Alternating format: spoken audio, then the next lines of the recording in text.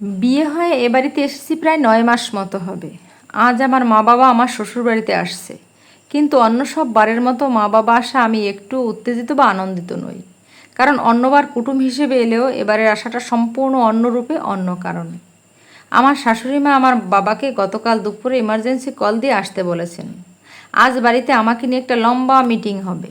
মা বাবা তাদের মেয়েকে যে সঠিক শিক্ষা দিতে পারেননি, তাদের মেয়ে অত্যন্ত অভদ্র, দুর্বিনীত, স্বেচ্ছাচারী, অন্যান্য বাড়ির বউদের সঙ্গে তাদের মেয়ের কত পার্থক্য, সেটা পরতে পরতে জানান দেবার জন্যই ঘটা করে আমার মা বাবাকে এ বাড়িতে আসতে হুকুম দেওয়া হয়েছে। ছাত্রী হিসেবে আমি খুব ব্রিলিয়ান্ট না হলেও খারাপ ছিলাম, এটা একেবারেই বলা যাবে না। তা না হলে কমার্সে মাস্টার ডিগ্রি কমপ্লিট করতে পারতাম না। পড়াশোনা শেষ হওয়ার পর একটা বছর আমি লাগাতার চাকরির চেষ্টা করেছিলাম। আমি বরাবরই চাইতাম নিজের পায়ের নিচের জমিটা শক্ত করতে, নিজে কিছু করতে। বিয়ের পরেও সেই চেষ্টাটা গোপনে চালিয়ে গেছি। এবং পরশুদিন আমার মেইলে একটা জয়নিং লেটার এসেছে। খুব আহামরি কিছু না হলেও একটা মাঝারি ফার্মে অ্যাকাউন্টেন্টের চাকরি। কিন্তু যত ছোটই হোক, আমি এই চাকরিটা করব বলে প্রতিজ্ঞাবদ্ধ। আর এ নিয়েই বাড়িতে মারাত্মক অশান্তি এবং মিটিং মিছিলের পরিকল্পনা। আমরা 2 ভাই 1 বোন। বাবা রিটায়ার্ড স্কুল টিচার। যতদিন দাদাদের বিয়ে হয়নি কোনো সমস্যা ছিল না, কিন্তু বৌদিরা আসার পর থেকে আমাকে নিয়ে সমস্যা তৈরি হতে লাগলো। বাবার বেশ বয়স হয়েছে, মা পুরোপুরি হাউসওয়াইফ। উনি সবসময় চিন্তা করতেন বাবার যদি কিছু একটা আপদ বিপদ হয়ে যায়, আমার ভবিষ্যতের কি হবে। সেই জন্য আমাকে নিজের পায়ে দাঁড়ানোর আরেকটু সুযোগ না দিয়েই রেলের সরকারি চাকুরের সঙ্গে আমার বিয়ে দিয়ে দিলেন। আমার স্বামী পলাশ। ওদের একেবারেই ছোট সংসার, মা আর ছেলে। এক দিদি বিবাহিতা। তাই আমার মা বাবাও ভেবেছিলেন ছোট সংসারে তেমন কাজকর্মের বেশি চাপ থাকবে না, মেয়েকে অত বেশি ঝক্কি ঝামেলাও পোহাতে হবে না। আমি বরাবর পড়াশোনা নিয়ে থাকতে ভালোবাসি। বাবার মনে হয়েছিল মেয়ে হয়তো তার শখ, আহ্লাদ, স্বপ্নগুলো কিছু কিছু পূরণ করার সুযোগ পাবে এ বাড়িতে থেকে। কিন্তু বিয়ে হয়ে এখানে এসে দেখলাম পুরো উল্টো ছবি। সময়ের সঙ্গে সঙ্গে এদের চিন্তাভাবনা একেবারেই আধুনিক হতে পারেনি। এদের অনেক অবান্তর বিধিনিষেধ, নিয়মকানুন আছে, এবং সেটা অবশ্যই বাড়ির বউয়ের ক্ষেত্রে প্রযোজ্য। যাই হোক, বেলা 10টা নাগাদ আমার মা বাবা এসে গেলেন। আমি ভালোভাবে আপ্যায়ন করতেও পারছিলাম না। মায়ের মুখ অস্বাভাবিক গম্ভীর। আমি জানি মা ভীষণ অস্বস্তিতে আছে, কারণ আমার শাশুড়ি মা যখন তখন ফোনে ওনার মেয়ের সম্পর্কে নালিশ করে যাচ্ছে, তাই অপমান করছে। আমার শাশুড়ি মা আমাকে নিয়ে অনেক সমস্যা। বিয়ের পর যখনই রান্না করতে গেছি, উনি আমাকে রান্না করতে দিতেন না, কারণ আমি নাকি রান্নায় তেল মশলা বেশি খরচ করি এবং আমিষ নিরামিষ একাকার করে ফেলি। ওনাকে হাতে হাতে সাহায্য করতে গেছি, তাতেও অসুবিধা। বাসন মাজা, কাপড় কাচা, ঘর পরিষ্কার, আমার কোনো কাজেই উনি সন্তুষ্ট নন। ওনার মন পাওয়ার রহস্য যে কিসে লুকিয়ে আছে আমি আজ অবধি ভেবে বের করতে পারিনি। অথচ আমি কিছু না করলেও উনি দিনরাত এই নিয়ে রাগারাগি করেন। ছেলের কাছে এবং আমার মায়ের কাছে ক্রমাগত নালিশ করেন আমার বিরুদ্ধে। ওনার বাড়িতে শাড়ি ছাড়া অন্য কিছু নট অ্যালাউড। বাড়িতে উনি আর আমার স্বামী এই দুটো প্রাণী হলেও ওনার পছন্দ অনুযায়ী শাড়িই পরতে হবে। অথচ একান্নবর্তী পরিবারে বিয়ে হওয়া মেয়ের জন্য নিজের হাতে পছন্দসই চুড়িদার, নাইটি কিনে পাঠান নিয়ম করে।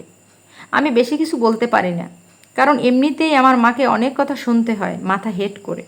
এরপরে আমি প্রতিবাদ করলে না জানি মা বাবাকে কত অপমান সহ্য করতে হবে। ভাবতে ভাবতে একটু অন্যমনস্ক হয়ে পড়েছিলাম।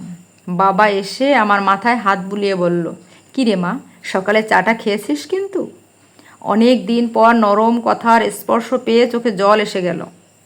ইতিমধ্যে আমার শাশুড়ি মা বসার ঘরে এলেন, সঙ্গে ওনার ছেলে, যিনি মায়ের কথাকেই বেদবাক্য মনে করেন। উচিত অনুচিত, ঠিক ভুল, সম্ভব অসম্ভব বিবেচনার দরকার মনে করেন না।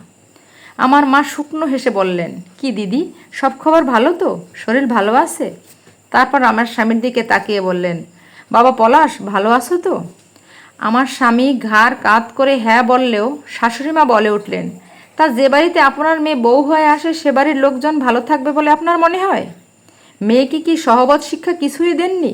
শুধু পড়াশোনা করালেই হবে? শ্বশুরবাড়ি খুব কঠিন ঠাঁই। আপনারা মা বাবা হয়ে মেয়েকে বোঝান কি করে মানিয়ে নিয়ে চলতে হয়।"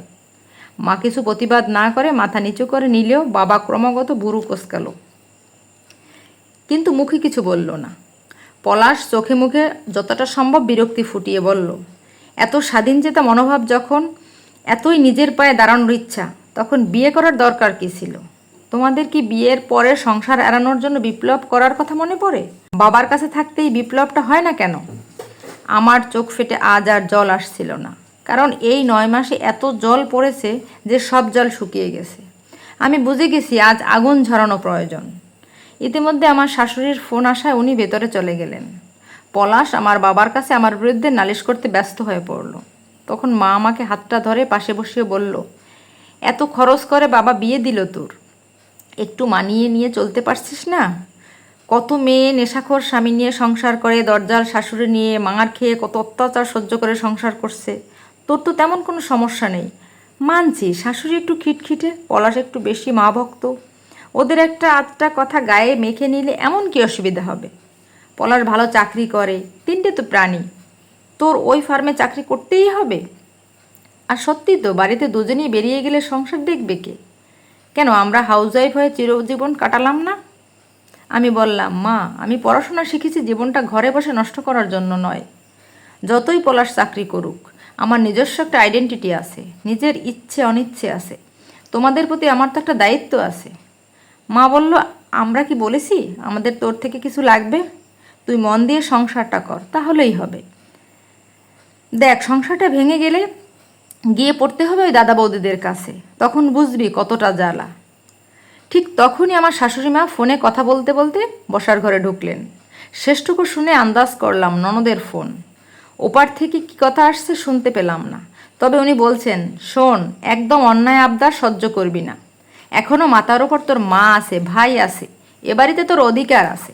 যখনই মনে হবে আমাকে বলবি, সোজা মেয়ে নিয়ে চলে আসব, দেখব কি করে ওরা তখন। বলে ফোনটা কেটে বসতে বসতে বললেন, হ্যাঁ, যা বলছিলাম, আপনাদের মেয়ে। আমার বাবা এবার হাত তুলে থামতে বলল, শান্ত গলায় বলল, আপনাদের সব কথা, সব অভিযোগ আমি শুনেছি, শুধু আজ নয়, আমার মিসেসের থেকে শুনে শুনে আমার মুখস্থ হয়ে গেছে। এবার আমি কটা কথা বলি, আপনারা শুনুন, মন দিয়ে শুনুন। মায়ের দিকে তাকিয়ে বললেন, তুমিও শোনো। ঠিক আপনার মেয়েটির মতোই আমার মেয়েটিও আমার কাছে অত্যন্ত দামি। আমি এবং আমার স্ত্রী আমাদের জীবনের একটা অংশ আপনাদের হাতে তুলে দিয়েছি।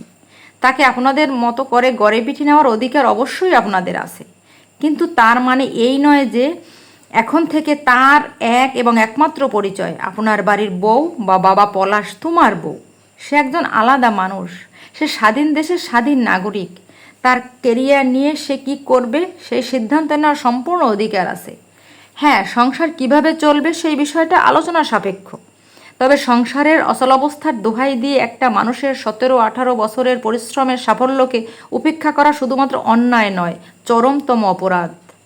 আর বাবা পলাশ, আমি শুনেছি তুমি সবসময় তোমার স্ত্রীকে বলো, তোমাদের মতো মানুষ বলে সে নাকি পার পেয়ে যাচ্ছে। অন্য পরিবার হলে বুঝতো কত ধানে কত চাল। বাবা, একটা কথা স্পষ্ট শোনো, আমরা আমাদের মেয়েকে তোমার জীবনসঙ্গী করে পাঠিয়েছি। বিয়ে দিয়ে তাকে আমরা না ঘাট থেকে নামিয়েছি, না তোমাদের ঘাড়ে চাপিয়ে দিয়েছি। বিশেষ অসুবিধা হলে জানিও, তোমাদের বোঝা আমি হালকা করে নিয়ে যাব। পলাশ বলল, আপনার মেয়েকে শাসনের পরিবর্তে প্রশ্রয় দিচ্ছেন কিন্তু বাবা। বাবা এই কথার উত্তর দিল না, আমার কাছে উঠে এসে আমাকে দাঁড় করালো। মায়ের দিকে ফিরে বলল, আজকের এই দিনটা এরা ভুলে যেতেই পারে, কারণ সবে তো এ বাড়িতে ওর 9 মাস হয়েছে, আর তুমি 9 মাস পেটে ধরে কি করে ভুলে গেলে? তোমার থেকে এটা আশা করিনি শর্মা। টেনশনে ভুলেই গেছিলাম আজ আমার জন্মদিন। কারোরই মনে নেই, আমার সবচেয়ে কাছের মানুষটার মনে নেই। একটা দীর্ঘশ্বাস ফেললাম। বাবা খুব সুন্দর একটা জুয়েলারি বক্স বের করলো, আমার হাতে দিয়ে বলল, অনেক দিন থেকে যত্ন করে তুলে রেখেছিলাম, সঠিক সময় এলে দেব বলে। সেটা যে এত তাড়াতাড়ি আসবে বুঝতে পারিনি। খুলে দেখি তার ভিতর একটা চাবি। বাবা বলল, এই চাবির 3টে সেট আছে। আমার বাড়ির সদর দরজার চাবি এটা। 2টো তোর দাদাদের কাছে আর একটা তোর কাছে রইল। সব সময় জানবি মাথার উপর তোর একটা পাকা ছাদ আছে। যাই হয়ে যাক, পায়ের তলার জমিটা শক্ত কর। যতই নারী স্বাধীনতার কথা বলা হোক, যতদিন সমাজ বিশ্বাস করবে শ্বশুরবাড়ি কঠিন ঠাঁই, ততদিন মেয়েদের পক্ষে সংসার করার চ্যালেঞ্জ থেকেই যাবে।